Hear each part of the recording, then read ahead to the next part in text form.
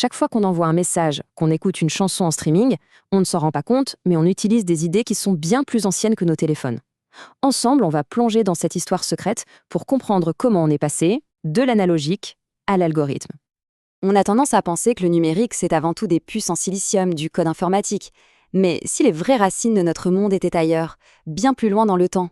Et si la réponse se trouvait non pas dans la Silicon Valley, mais dans la philosophie et les mathématiques d'il y a des siècles? C'est exactement ce qu'on va voir.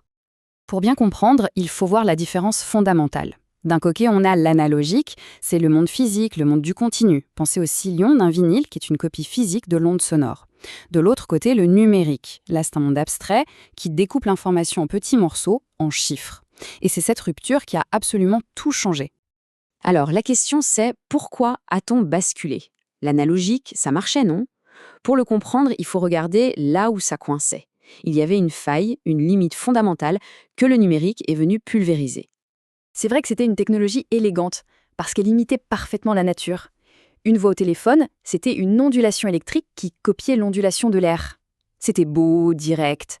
Sauf que cette fidélité au monde physique, c'était à la fois sa plus grande force et ce qui allait causer sa perte.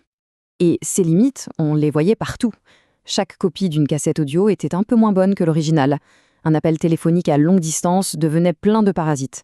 Et surtout, une machine était construite pour faire une seule chose. Pour changer sa fonction, il fallait la reconstruire entièrement. C'était une véritable impasse. Et voilà tout le paradoxe. Ce qui faisait la beauté de l'analogique, son lien direct avec le monde physique, c'était aussi sa plus grande faiblesse.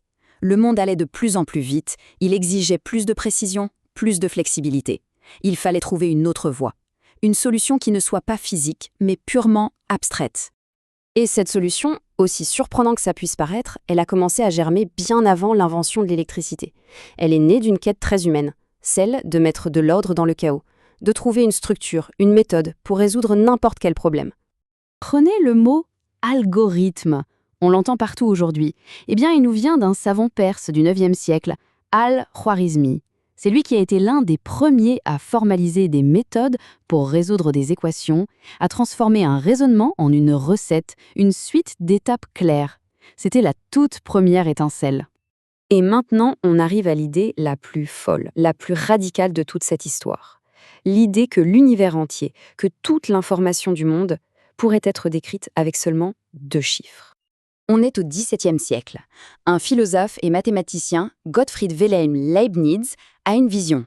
Et si tous les nombres, et donc toute l'information, pouvaient être représentés par des combinaisons de seulement 2 symboles, le 0 et le 1, le néant et l'unité? Pour lui, ce n'était pas juste un jeu mathématique. C'était quasi mystique. Dans ce 0 et ce 1, il voyait le symbole même de la création divine, à partir du néant. Son rêve ultime, c'était de créer un langage universel capable de tout décrire, de la logique à la théologie. Le rêve de Leibniz était magnifique, mais il restait une idée, une philosophie. La grande question, c'était comment on passe de cette vision à quelque chose de concret? Comment on transforme cette idée en un véritable outil? C'est là qu'un certain George Boole entre en scène, au XIXe siècle. Son coup de génie, c'est d'avoir réussi à traduire la logique humaine en un langage mathématique.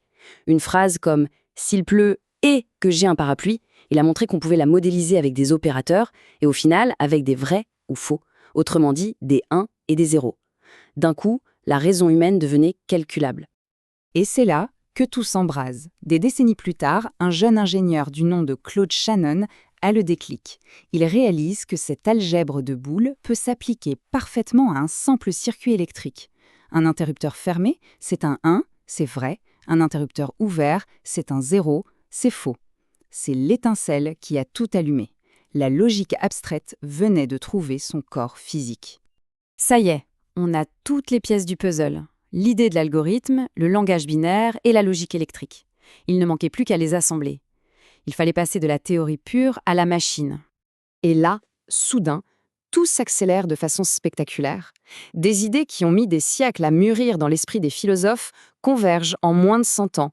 Boole pose les fondations, Shannon fait le pont avec l'électricité, et enfin, Alan Turing va tout mettre en pratique dans un contexte explosif. Le test ultime pour cette nouvelle logique mécanisée, ça a été la Seconde Guerre mondiale. Les Allemands utilisaient la machine Enigma pour chiffrer leur communication. Elle générait des codes si complexes que les meilleurs cryptographes humains étaient totalement dépassés. Il fallait une nouvelle forme d'intelligence pour la vaincre.